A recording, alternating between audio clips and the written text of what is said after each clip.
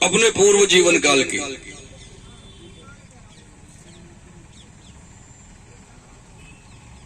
जामवंत जी ने भगवान श्री कृष्ण से कहा कि हे प्रभु, अब मैं आपके दर्शन उसी रूप में करना चाहता हूं जिस रूप में मैंने आपको अपना इष्ट मान रखा है। वो पहचाने, वो ये जानते थे कि इस पूरी पृथ्वी पर, जामवंत जी को पता था कि पूरी पृथ्वी पर मुझको परास्त करने वाले श्री राम के अलावा कोई दूसरा है ही नहीं जो मुझको परास्त कर दे, युद्ध में हरा दे। राम ही हरा सकते हैं मुझको। और ये भी एक लीला थी ठाकुर जी की। जब राम जी वनवास से आए थे अयोध्या वापस, और भगवान का राज तिलक हुआ, और ये हनुमान जी और जामवंत जी, अंगद, विभीषण, सब आए थे साथ में अयोध्या। तो भगवान ने सबको कुछ ना कुछ उपहार दिया, भेंट दिया। भाई किसको क्या चाहिए जो ले जाओ उपहार में सबके लिए। और जामवंत जी का जब नंबर आया, जामवंत जी बोले आपको क्या चाहिए? तो पता है जामवंत जी क्या बोले भगवान श्री राम से? बोले प्रभु, अगर सच में ही आप देना चाहते हैं तो मैं मांगू। बोले हाँ बोलो ना, क्या बात है। तो बोले सच में मेरी इच्छा ये कि आपने 6 महीने तक रावण से युद्ध किया हो, भैया ये गया और वो गया, इतने योद्धा मर गए, ये जिंदा बचे, पता नहीं क्या हुआ, लेकिन सच कहूं ना, मुझे 6 महीने में रावण से युद्ध करके एक दिन पसीना आने की स्थिति भी नहीं बनी शरीर में। लगा ही नहीं कि मैंने किसी दिन युद्ध किया 6 महीने में एक भी दिन। कोई मुझे बराबर का योद्धा मिला ही नहीं जिससे मैं युद्ध कर पाता। और आपका बड़ा हल्ला हो रहा है कि साहब रावण मार दिया, रावण मार दिया। तो महाराज मैं ये चाहता हूं एक बार मेरी और आपके 2-2 हाथ हो जाए। राम जी से कुश्ती मांग ली थी जामवंत जी ने। राम जी को मिसमिसी तो बहुत आई अंदर से। बोले अगर मैं मर्यादा में नहीं होता तो जामवंत यही तो ये बराबर कर देता।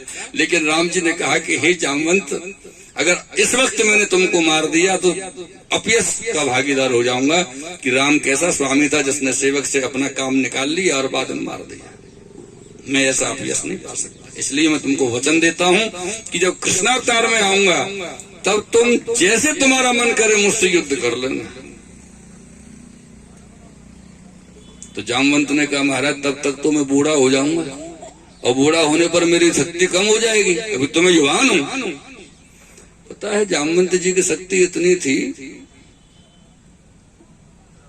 कि नित्य प्रति प्रातः काल वेला में 2.5 घड़ी में पृथ्वी की परिक्रमा करके अपने मुकाम पे आ जाते थे जामवंत जी महाराज। अब उनकी शक्ति के क्या आप हिसाब लगाएंगे। तो भगवान राम ने कहा कि जामवंत जी चिंता ना करें, आज तुम में जितनी शक्ति तुम्हारे शरीर में है जिससे तुम इतना सब प्रताप दिखाते हैं और उससे तुम मुझसे लड़ना चाहते हैं, उस शक्ति से, और मैं आऊंगा तब तुम वृद्ध हो जाओगे, इसमें कोई संदेह नहीं है। लेकिन तुम्हें दूसरा वचन और देता हूं कि जिस दिन मैं तुम्हारे सामने आऊंगा उस दिन आज से 1000 गुनी शक्ति तुम में हो जाएगी और तुम मुझसे लड़ लेना। अगर तुमको ढीला ना कर दिया तो मेरी गारंटी, मेरा नाम भी राम नहीं। अंदर से भाव आ गया राम जी को, क्योंकि भाई ये स्वामी होकर के स्वामी से युद्ध मांग लिया, सेवक होकर के। स्वामी आखिर स्वामी होते हैं साहब। आज एक उदाहरण के तौर पर अगर अपन बात करें, वल्लभ कुल के बालक आए, यात्रा लेके आए हैं, वो तृतीय पीठाधीश्वर हैं या पीठाधीश्वर नहीं है, नहीं होते मानो बाई चांस कोई वल्लभ कुल के बालक होते, छोटे होते बड़े होते, अच्छे होते अच्छे नहीं होते, तब भी नाम कौन को है? यात्राधिपति। यात्रा कौन के पीछे चल रही है? यात्राधिपति के पीछे। तो स्वामी होता है साहब। जब आज 27 दिन में जामवंत जी की स्थिति बिल्कुल निर्मल हो गई, इतनी ठाकुर जी ने इनमें जो है करी, तब इनको स्मरण आया कि इस पूरे भूतल पर मुझको हराने वाला मेरे श्री राम के अलावा कोई नहीं हो सकता, और मुझको हरा दिया है तो आप मेरे श्री राम हैं। हे प्रभु, मैं चाहता हूं कि आप उन तीनों स्वरूपों में मुझको दर्शन दें, श्री राम जी, माता सीता जी और भैया लक्ष्मण सहित। तो उस गुफा में भगवान श्री द्वारकाधीश प्रभु ने जामवंत जी को अपने तीनों स्वरूपों के दर्शन कराए। और फिर अपने द्वारकाधीश के स्वरूप में आए। तो राम फिर ठाकुर जी ने कही द्वारकाधीश ने, भैया अब तो ये हार हमको दे दे, बाकी पूरी लीला हो गई। तो जामवंत जी कहते हैं नहीं, हार तो नहीं। तो अब ये बता, अब क्या करना पड़ेगा जैसे हार मिलेगा? तो जामवंत जी कहते हैं, महाराज मेरी ये पुत्री है, इसका विवाह कर लो, दहेज में हार लेके जाओ, राजी राजी नहीं मिलेगा। तो भगवान का दूसरा विवाह जामवती जी से हुआ और वो हार दहेज में आ गया। द्वारका पधारे, इधर देखा तो सब व्यवस्था चल रही है ब्राह्मण भोजन वगैरह की। अरे द्वारकाधीश तो आ गए। तो वहां उस व्यवस्था की जगह पर उत्सव मनने लगे ठाकुर जी के स्वागत में, और वो जो हार लेके आए थे सत्राजित को वापस कर दिया। इधर सत्राजित की जो पुत्री थी सत्यभामा जी, उनकी सगाई भगवान द्वारकाधीश के काका जी से हो चुकी थी। सगाई काका जी से हो चुकी थी, विवाह ही होना बाकी रह गया था। और पूरे द्वारका में ये बात फैल गई कि भगवान कृष्ण ने तो प्रसेन को मारा नहीं था द्वारकाधीश प्रभु ने, और सत्राजित ने झूठा आरोप लगाया। और द्वारकावासी सत्राजित के पीछे पड़ गए कि हमारे प्रभु पर तुमने आरोप लगाया, हम तुमको नहीं। जहां निकले बेचारा वही ईंट पत्थर लोग फेंके, मारे, इसको पकड़ ले सत्राजित को। अब इन्होंने सोचा कि बचने का क्या रास्ता है। तो जो सगाई अपनी बेटी की काका जी से कर रखी थी, वो काका जी से सगाई तोड़ के ठाकुर जी से विवाह कर दिया। और ठाकुर जी के ससुर हो जाएंगे तो बची जाएंगे द्वारका में, ये तो कोई छोड़ने वाला नहीं है। ऐसी लीला हुई। और तीसरा विवाह सत्राजित से हो गया। चौथा विवाह कालिंदी जी से हुआ, वो भी अर्जुन के साथ में सब ठाकुर जी विराज रहे थे। एक दिन वन में भ्रमण करने गए थे, वहीं खांडा प्रस्थ में। तो अचानक ठाकुर जी कहते हैं, अर्जुन बहुत तरस लगी है, हमको जल पीने की थोड़ी इच्छा है, जल लेके आओ ना। तो अर्जुन यमुना जी की नदी पर, जो नदी बह रही है, तो वहां पर खांडा प्रस्थ में श्री यमुना जी चल रही हैं। तो अर्जुन जल लेने के लिए गए, तो वहां जाकर के देखा बड़ी दिव्य सुंदर कन्या जल में तपस्या कर रही है। उससे पूछा, आप कौन है देवी और यहाँ क्या कर रही हैं? तो वो कहती है, अहम देवस्य सवितुर दुहिता परिमिच्छति, मैं सविता देवता की पुत्री कालिंदी हूं। सविता अर्थात सूर्य होता है, सूर्य की पुत्री कालिंदी है। तो बोले तपस्या क्यों कर रही है? तो बोले विष्णु वरेण्यम तपो, विष्णु से वर्ण करने के लिए तपस्या कर रही हूं। अर्जुन बेचारे चुपचाप वहां से जल लेकर के आए और द्वारकाधीश से कहा, बोले महाराज एक और आपकी तपस्या कर रही है, उनको भी स्वीकार करो। श्री कालिंदी जी के स्वरूप में ठाकुर जी गए, कालिंदी जी को पधरा के लाए और उनका चौथा विवाह हुआ। इस प्रकार से मित्रविंदा से विवाह हुआ, और भद्रा से हुआ, लक्ष्मणा से हुआ। ठाकुर जी के 8 विवाह हुए। एक दिन एक नई लीला हो गई। ठाकुर जी ने 8 विवाह किए, 8 रानी हो गई, और 8 रानियों के अलग अलग भवन हो गए, महल हो गए।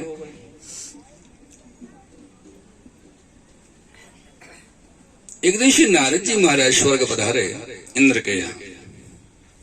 स्वर्ग में कल्प वृक्ष है, सुना होगा आपने भी, बहुत अच्छा अध्ययन रहा आपका तो अपने जीवन काल में ग्रंथों का, शास्त्रों का।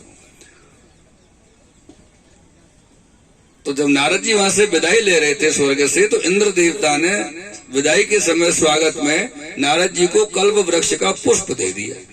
बोले ये अब कल्प वृक्ष का पुष्प रखिए अपने पास, ठीक है। पुष्प को लेकर के नारद जी के मन में बताने क्या विचार आया, चलो द्वारकाधीश के दर्शन कर लेते हैं। वो सीधे स्वर्ग से द्वारका पधारे। पता चला किसी ठाकुर जी सत्यभामा जी के भवन में है, तो सत्यभामा जी के भवन में आए। दरवाजे पर जैसे नारद जी आए, वैसे ठाकुर जी भवन से बाहर पधार रहे थे। दोनों दरवाजे पे मिले, ठाकुर जी और नारद जी। और ठाकुर जी सामने आए थे, और जहां वहीं भेंट तो वही करनी है। तो वो पुष्प जो इंद्रदेव ने दिया था नारद जी को भेंट में, वो नारद जी ने ठाकुर जी को भेंट कर दिया। ठाकुर जी के मन में तो ऐसा कोई विचार था नहीं, उनको किसी कार्य से रुक्मणी जी के भवन में जाना था। तो वहां से निकले, पुष्प को ले हाथ में लेते हुए सीधे रुक्मणी जी के भवन में चले गए। पीछे से नारद जी सत्यभामा जी भवन में घुस गए। बोले माता जी प्रणाम। तो नारद जी का स्वागत सम्मान इत्यादि सब हुआ। तो अचानक से नारद जी पूछ उठे सत्यभामा जी से, माता जी एक मन में बात आ रही है, आप कहो तो पूछूं। तो सत्यभामा जी ने कहा, हाँ नारद जी बिल्कुल पूछिए ना, इसमें क्या संदेह है, जो पूछना चाहते हैं अवश्य पूछिए।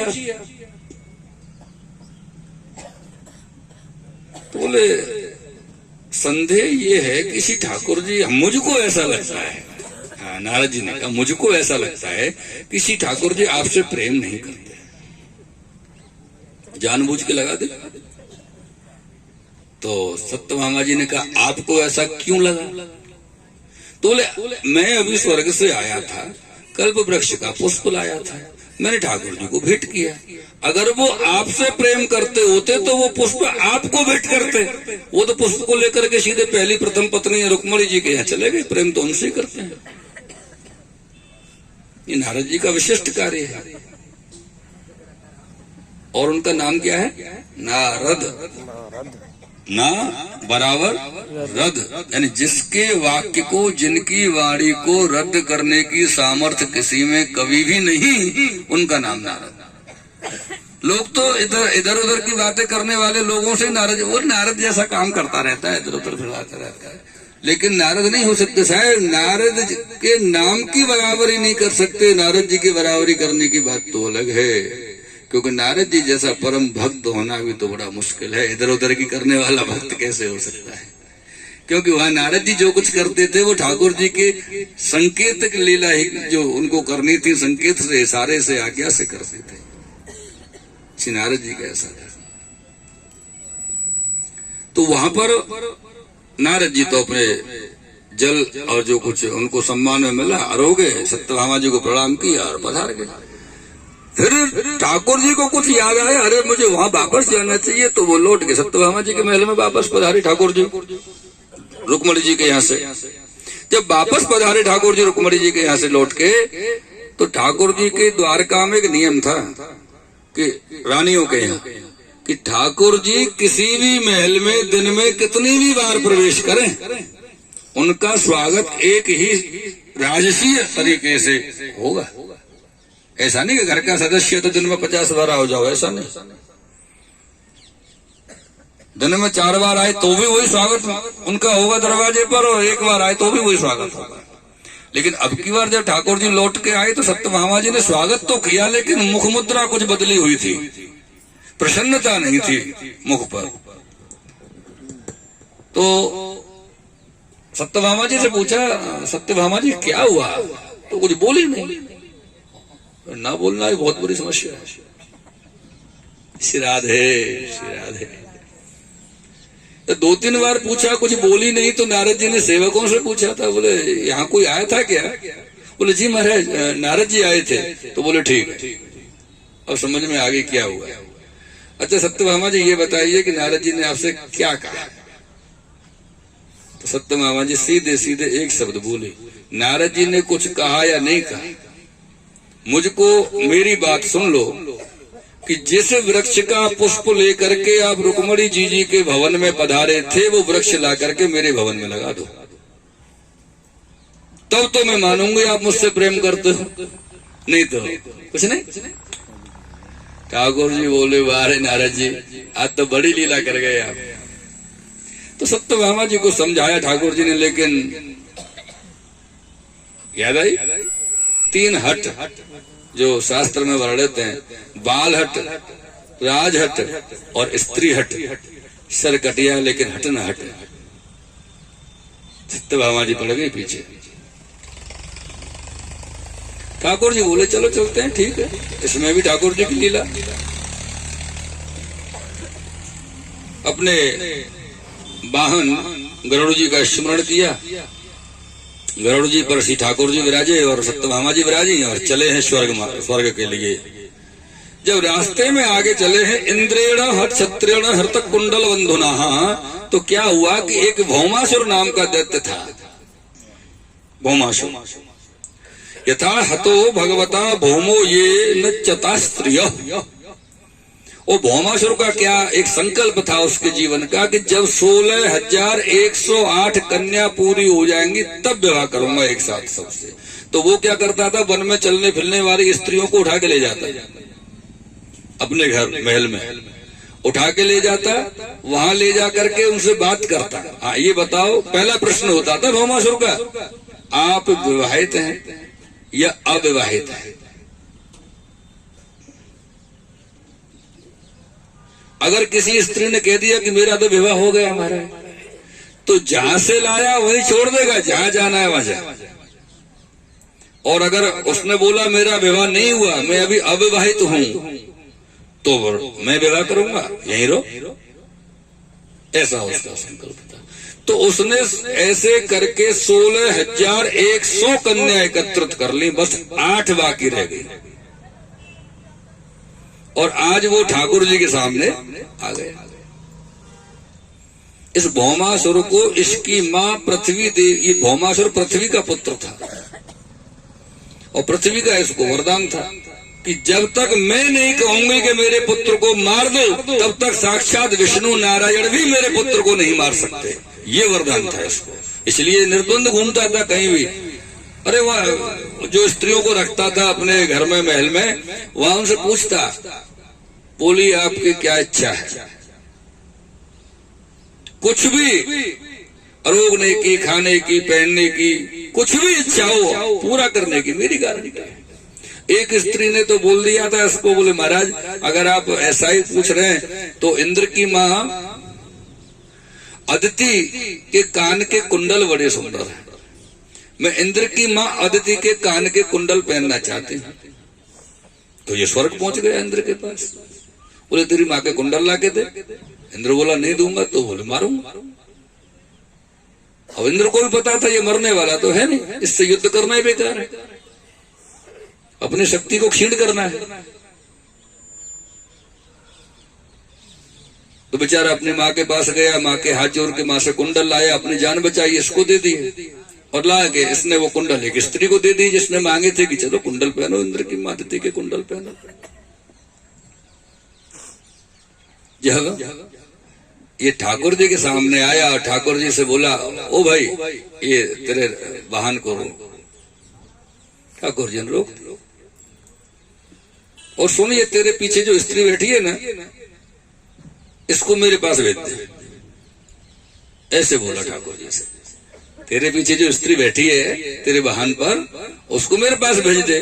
तो ठाकुर जी बोले, सुन रही हो सत्यभामा जी, वो बुला रहा है, चली जाओ जाओ। बड़े सहज में ठाकुर जी ने कहा, वो बुला रहा है, जाओ चली जाओ जाओ। सत्यभामा जी को क्रोध आ गया, कमाल के हैं पुरुष हैं आप।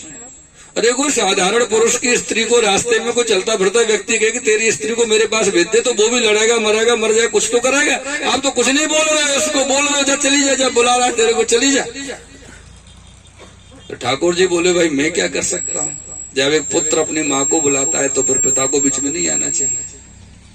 सो जोश में तो क्रोध में तो थी सत्यभामा जी, इसीलिए ठाकुर जी ने लीला रची थी कि तुम जाओ, ऐसा कह के जोश में क्रोध में थी तो तुरंत बोल दिया, काट दो ऐसे बेटे का सर जो अपनी मां पर को दृष्टि डालता हो। ठाकुर जी ने पल की भी देर नहीं की, तुरंत सुदर्शन का स्मरण किया और भौमासुर का वध कर दिया। आज भौमासुर मर गए, क्योंकि सत्यभामा जी पृथ्वी का अवतार थे और भौमासुर की मां लगती थी, लेकिन भौमासुर पहचान नहीं पाया रूप बदलने के कारण कि मेरी मां है, पृथ्वी है।